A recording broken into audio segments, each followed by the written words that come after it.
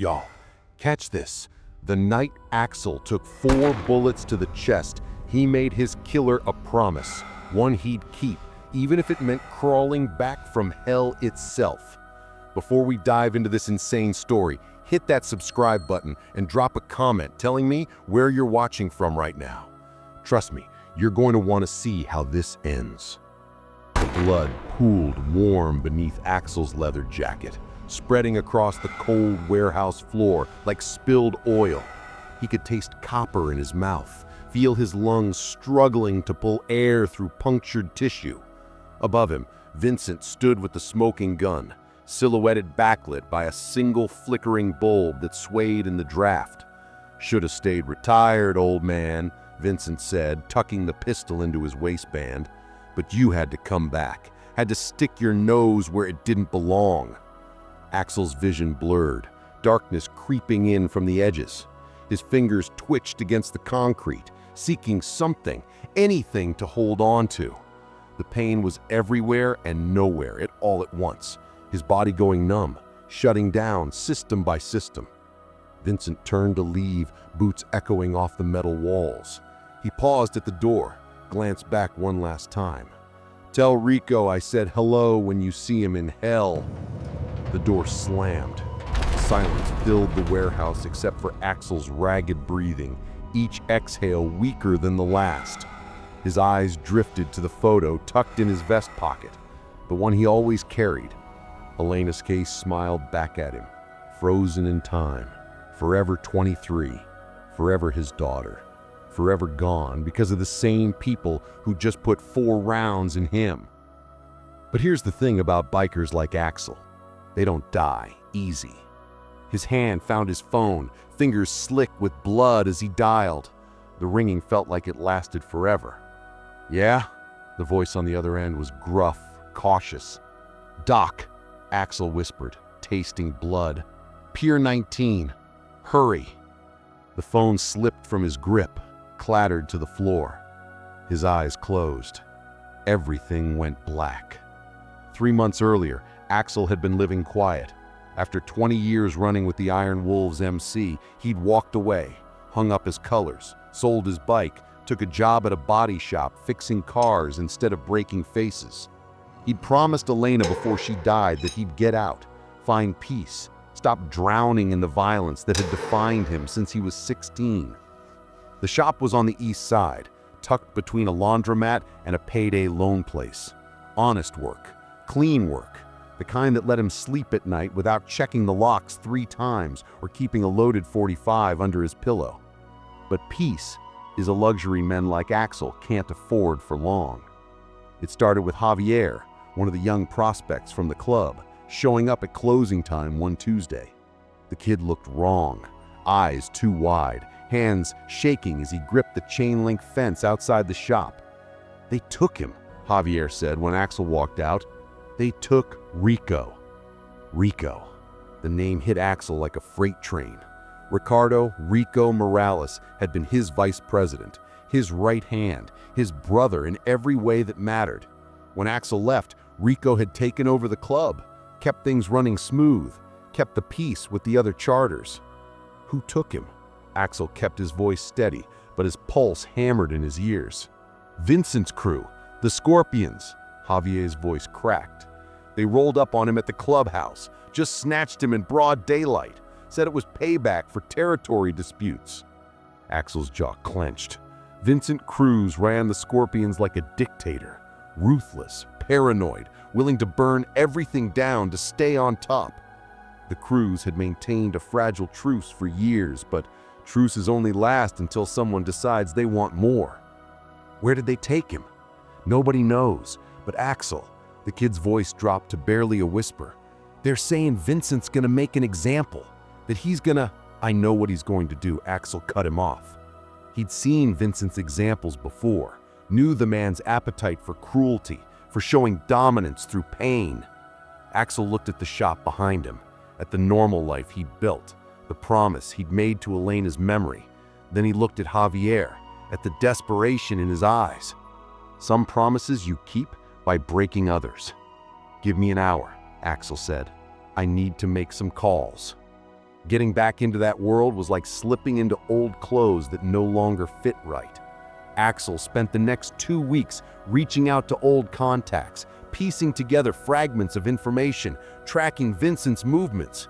The Scorpions operated from a network of warehouses near the docks, trafficking guns, drugs, whatever turned a profit. But Vincent was smart. He kept moving, never stayed in one place too long, surrounded himself with loyal soldiers who'd die before giving him up. Axel needed leverage. He needed something Vincent wanted more than he wanted to hide. And that's when he found out about the shipment.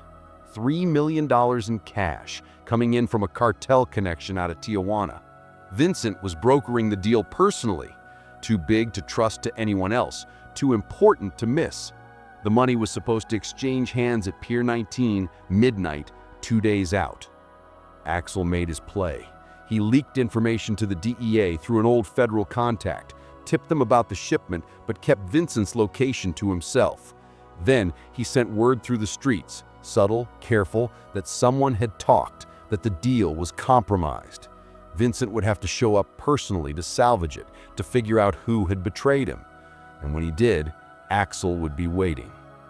If you're hooked on this story, hit that like button right now, because this is where everything changes.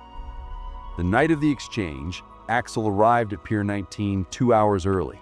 The warehouse was abandoned, windows broken, graffiti covering the walls like battle scars.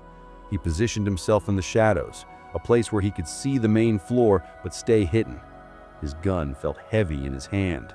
He promised himself he was done with this, done with the violence, the killing, the endless cycle of revenge. But Rico was family, and family meant you broke your promises when it mattered. Vincent arrived at 11:40, flanked by 6 soldiers. They swept the warehouse, checking for threats, for cops, for anything out of place. Axel held his breath, pressed against the wall in the darkness of the second-floor catwalk. "Clear?" one of the soldiers called out. Vincent walked to the center of the floor, pulled out his phone, made a call. His voice echoed in the empty space. "Where the hell is Rico?" Vincent snarled into the phone. "You said you'd bring him." Axel's blood ran cold. This wasn't about the money. This was a trap, and Axel had walked right into it. Before he could move, lights flooded the warehouse. Vincent looked up directly at Axel's position and smiled. "Knew you couldn't resist, old man. Knew you'd come for your boy." The soldiers raised their weapons.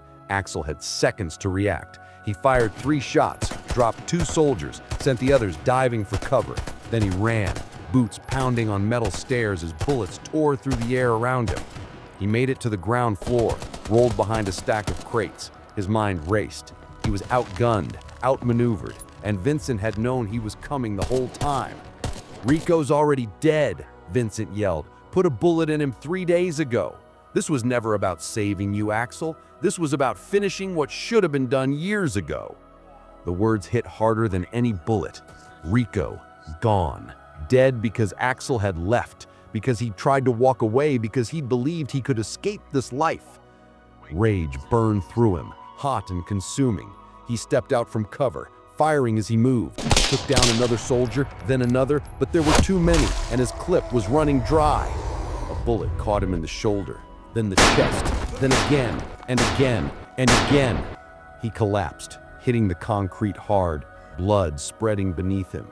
Vincent approached, stood over him, the barrel of his gun still smoking. "Should have stayed retired, old man." And that's when Axel whispered his promise, the one that would keep him alive when death came calling. "I'm coming back for you." For 3 months, Axel existed in a space between living and dead. Doc Martinez, a former military medic who'd patched up bikers than he could count, pulled the bullets out, stitched him back together, kept him breathing when his lungs wanted to give up. The recovery was agony. Every breath felt like broken glass. Every movement reopened wounds that barely wanted to heal. But pain is just weakness leaving the body, and Axel had a promise to keep. He spent those months planning, learning Vincent's patterns, his habits, his weaknesses. Turned out, the man who'd killed Rico and left Axel for dead had one soft spot: a sister, Isabella Cruz, a civilian who ran a bakery on the north side, completely removed from her brother's world. Axel didn't want to involve innocents, but Vincent had made this personal when he took Rico, when he tried to take everything. The approach was simple. Axel walked into Isabella's bakery on a Wednesday afternoon, ordered a coffee, sat at the corner table. When she brought it over, he looked her in the eyes. "Your brother tried to kill me 3 months ago, left me bleeding out in a warehouse. Tell him I'm coming. Tell him there's nowhere he can hide, that I won't find him." Isabella's face went white. I don't know what you're—" "Yes, you do." Axel stood, dropped a $100 bill on the table. "I'm not here to hurt you, but Vincent needs to know the dead don't stay dead, not when they have unfinished business." He walked out, leaving her with the message. Knew she'd call Vincent within the hour. Knew it would rattle him, make him paranoid, make him sloppy. 2 days later, Vincent sent 12 soldiers to Axel's old apartment.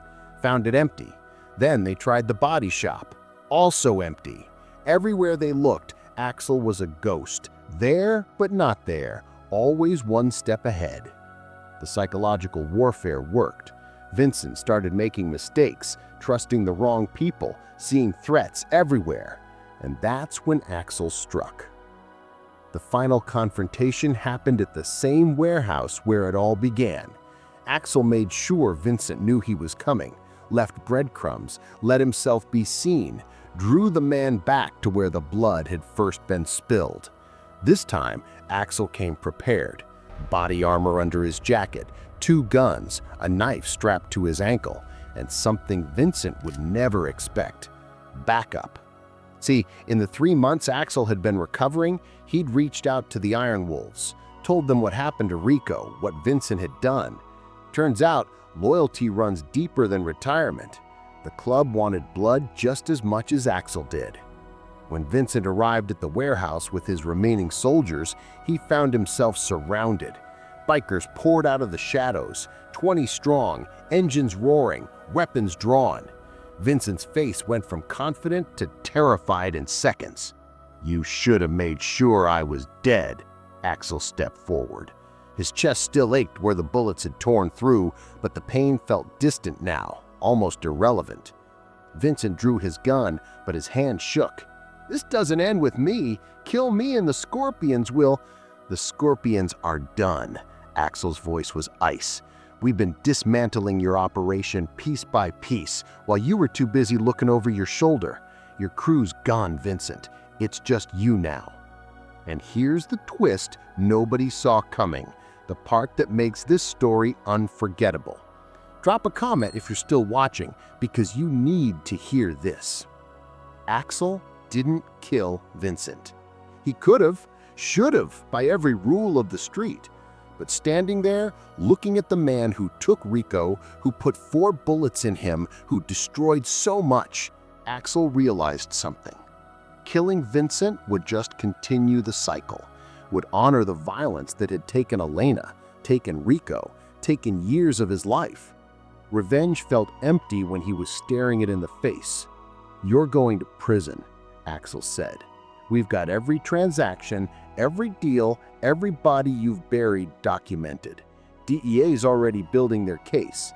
You're going to spend the rest of your life in a cage. And every single day, you're going to remember that the man you couldn't kill put you there." The look on Vincent's face, the realization that death would have been mercy, was worth more than any bullet. Federal agents swarmed the warehouse minutes later. Axel and the club disappeared before they arrived. Ghosts once again. 6 months later, Axel stood at Rico's grave, placed a bottle of tequila on the headstone like they used to do for fallen brothers. The wind carried the smell of autumn leaves and gasoline. "Got him for you," Axel said quietly. "Not the way I thought I would, but I got him." He walked back to his bike, the same one he'd sold, then bought back after everything went down. Some things you can't leave behind, no matter how hard you try. The Iron Wolves were waiting for him at the clubhouse. family, brotherhood, the things worth fighting for, worth breaking promises for, worth crawling back from the death for. Elena's photo was still tucked in his vest. He touched it gently and knew she'd understand. Some promises you keep by becoming the man strong enough to choose mercy over vengeance. This story really teaches us revenge isn't about destroying your enemy. It's about making sure they live with what they've done.